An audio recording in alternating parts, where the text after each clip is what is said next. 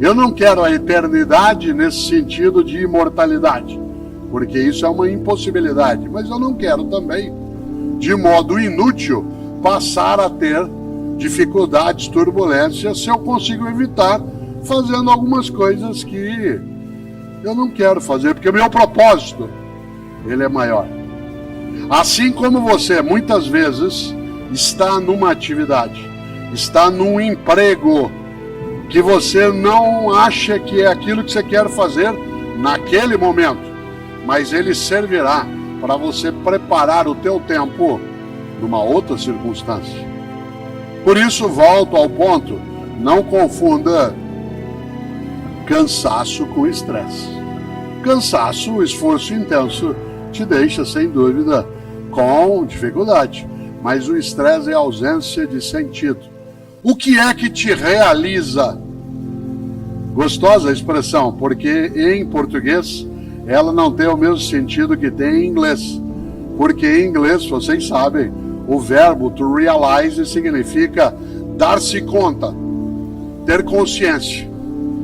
Eu, Cortella, gosto, e acho que você, sem dúvida, também, de fazer coisas nas quais eu me reconheça e seja reconhecido. Eu tenho uma profissão, esta profissão que tenho, que é de professor, que permite muita convivência com o reconhecimento. Mas há outras profissões que guardam um certo anonimato. Isto é, a pessoa não é visualizada naquilo que faz.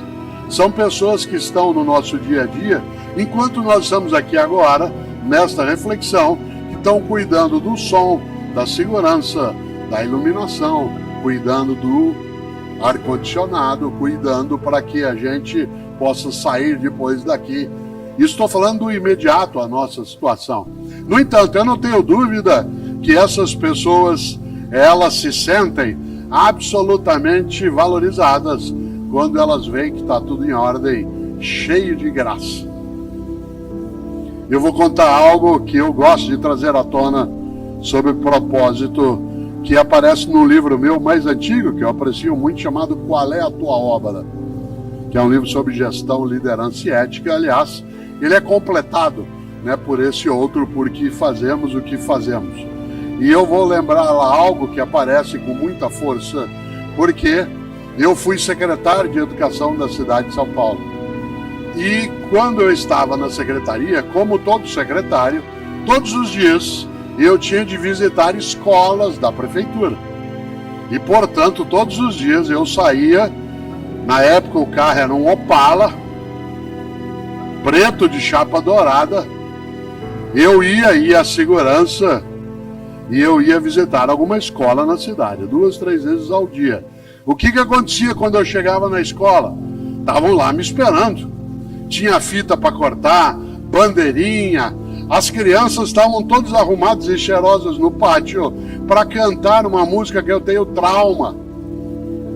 De tanto que eu ouvi, que é maravilhosa, que é a Aquarela do Toquinho. Porque cada vez que eu entrava numa escola, estava na moda isso, nos anos 1990, lá estavam elas com a bandeirinha.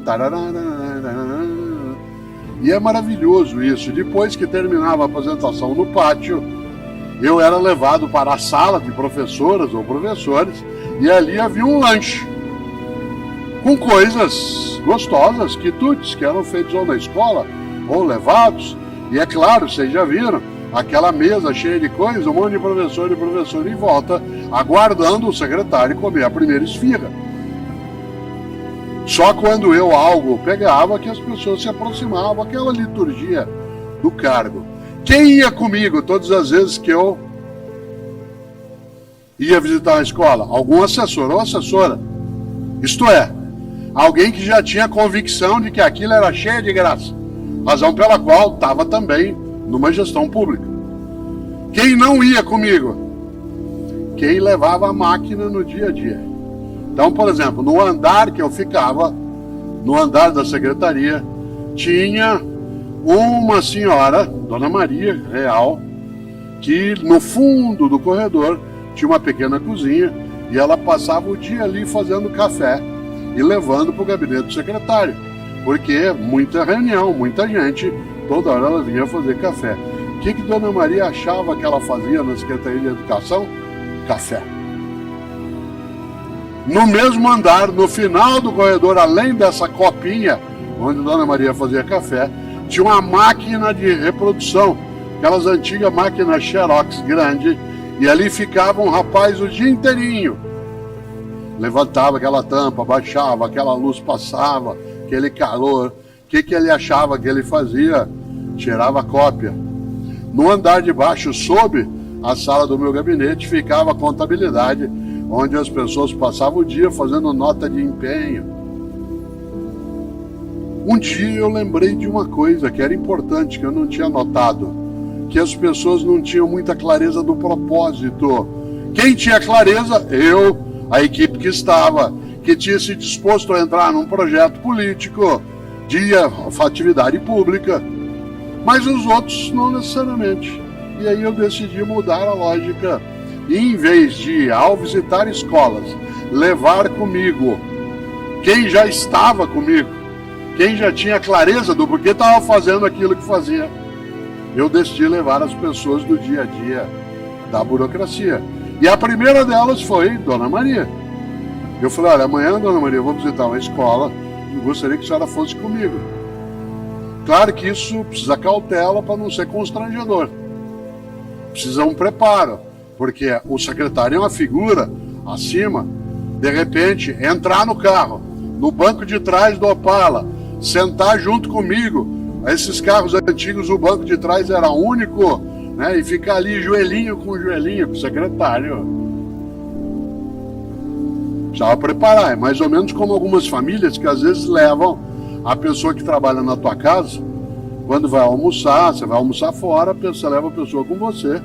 E ela, que não está habituada a algumas coisas, infelizmente ainda, mas não para sempre, aí você entrega o cardápio para ela e diz, o que você quer comer? Claro que aquilo é um peso imenso. Primeiro, que ela não domina o cardápio. Segundo, que não está habituada a escolher. E terceiro, menos ainda, vincular as duas coisas imediatamente, que é o custo. Então, é necessário uma aproximação que não seja demagógica. Então, eu gostaria que a senhora fosse, para a senhora ver um pouco o resultado também do seu trabalho. Aí Dona Maria foi comigo, entrou comigo na escola, foi ver as crianças e depois ela foi para a sala onde estava o lanche. Vocês imaginem, poder ter o lanche em vez de só servi-lo estando ali, né? Estando comigo. Não era demagogia, era de formação para ela e para mim. Depois, no outro dia, eu levei, o rapaz tirava cópia no fim do corredor. Numa outra vez, o pessoal da área de contabilidade. De repente, o que as pessoas começaram a entender? Que ela não fazia café, ela fazia educação escolar. Que aquilo que ela fazia ajudava a aparecer escola, criança, família, ensino, cuidado, proteção. Que ele não passava o dia só fazendo nota de empenho, que aquilo virava vida e serviço público. Por que eu estou contando essa história? Não é uma autoexaltação, embora possa parecer, eu não quero me elevar com essa questão, mas é um aprendizado que eu tive de ter para que as pessoas enxergassem com mais nitidez. Por que faziam o que faziam? Vocês não fazem ideia como a capacidade e a qualidade do trabalho ela se elevou no dia a dia, porque de repente, a cada café que ela fazia, ela sabia que o resultado não era só fazer café, era auxiliar uma estrutura que tinha uma finalidade que era mais relevante. Uma pessoa excelente é aquela que faz mais do que a obrigação. Quer ver um exemplo? Aqui nesse espaço tem professoras e professores, e também tem professoras de educação infantil, que é uma das áreas mais complicadas da atividade educacional escolar. Você numa sala de educação infantil, com 20, 25, 30 crianças de 5 anos de idade, cada uma delas é uma bomba ambulante. Você vai socorrer essa aqui, a outra sai correndo, você vai pegar, a outra pula o muro, você vai atrás, a outra fura o olho da outra. Você passa o tempo todo assim, em estado de tensão. Educação escolar é uma atividade profissional. Exige dedicação, esforço, junção, paciência. Muita gente perdeu a paciência.